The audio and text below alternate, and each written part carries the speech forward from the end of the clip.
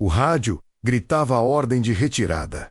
Mas para o sargento Max Wolff Filho, o silêncio da noite italiana falava mais alto que o medo. Ele era o fantasma de Montese, o brasileiro que desobedeceu protocolos e especializou-se em rastejar atrás das linhas alemãs para semear o caos. A sua audácia era tão suicida que o comando aliado o proibiu de lutar, temendo perder o seu maior símbolo.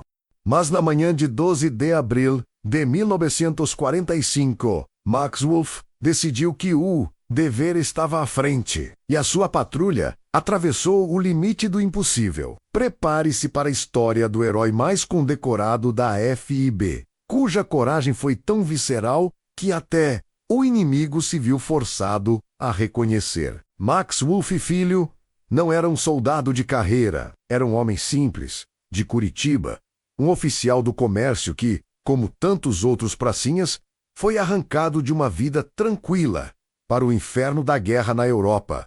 Mas algo nele era diferente. Quando a FIB desembarcou na Itália em 1944, ele não viu o inimigo como um monstro invencível, mas como um quebra-cabeça que precisava ser resolvido com inteligência e astúcia.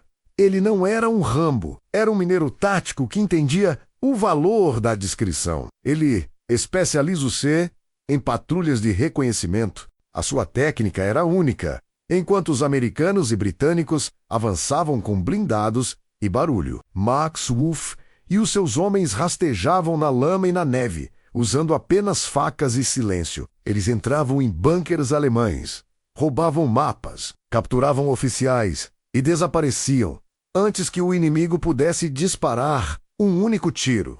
A Wehrmacht, assustada com a eficiência dessas operações, começou a espalhar o boato de que os brasileiros eram fantasmas, espíritos da floresta tropical que a neve não conseguia deter. Max Wolff tornou-se uma lenda. O general Mascarenhas de Moraes, percebendo o impacto moral que Wolff tinha nas tropas e no povo brasileiro, emitiu uma ordem para protegê-lo.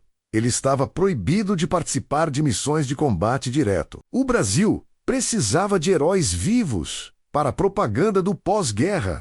Mas Max Wolff Filho não era um homem de propaganda. Ele era um líder. Quando o coronel Nelson de Melo de Fornovo precisou de uma patrulha para verificar as posições de artilharia alemãs em Riva de Bicia, Max Wolff não pensou duas vezes. Ele desobedeceu a ordem do general. Ele disse que jamais mandaria seus homens para um lugar onde ele mesmo não fosse primeiro. Foi o início de sua missão final, uma patrulha que o transformaria de herói em mito.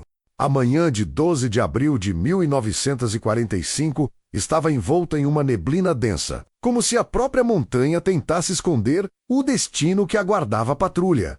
Max Wolff liderava 19 homens. Eles avançavam em direção à Riva de Bicia, uma terra de ninguém, onde o inimigo estava entrincheirado em bunkers de concreto camuflados.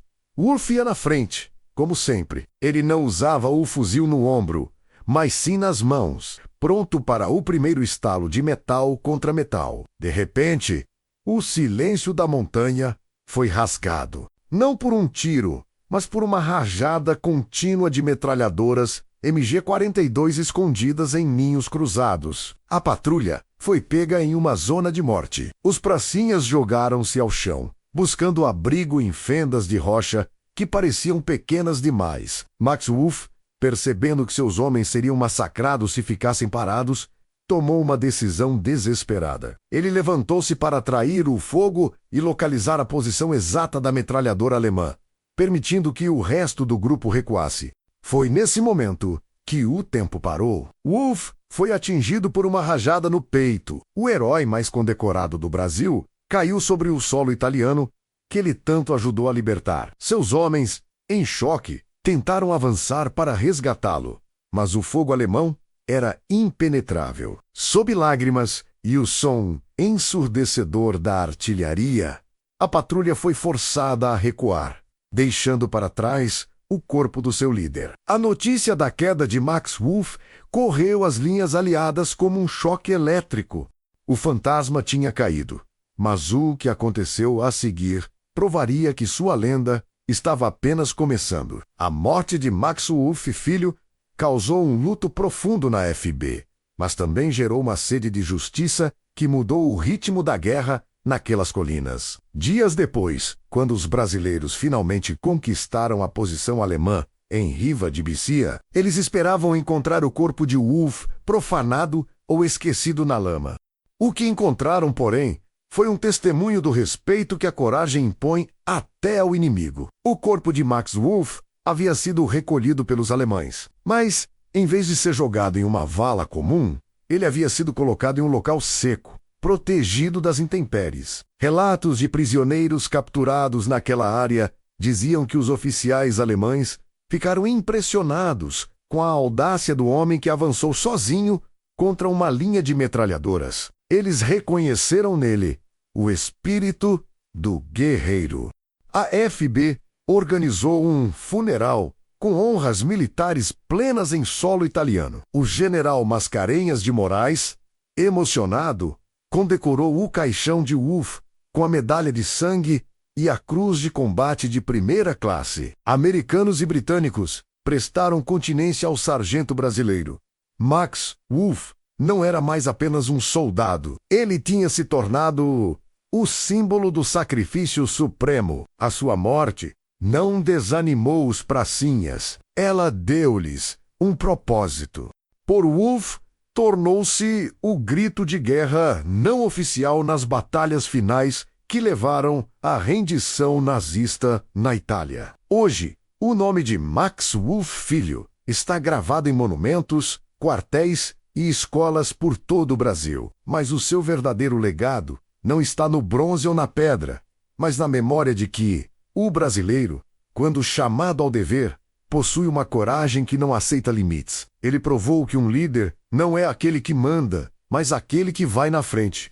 Ele foi o sargento de ferro com coração de ouro, um homem que desobedeceu ordens de segurança para garantir que seus meninos voltassem para casa. A história de Max Wolff ensina-nos que a guerra leva os melhores, mas não consegue apagar a luz que eles deixaram. Ele entrou na história como um sargento e saiu dela como um mito. Se hoje o Brasil se orgulha da sua participação na Segunda Guerra Mundial, muito se deve à audácia suicida e ao caráter inabalável de Max Wolff Filho.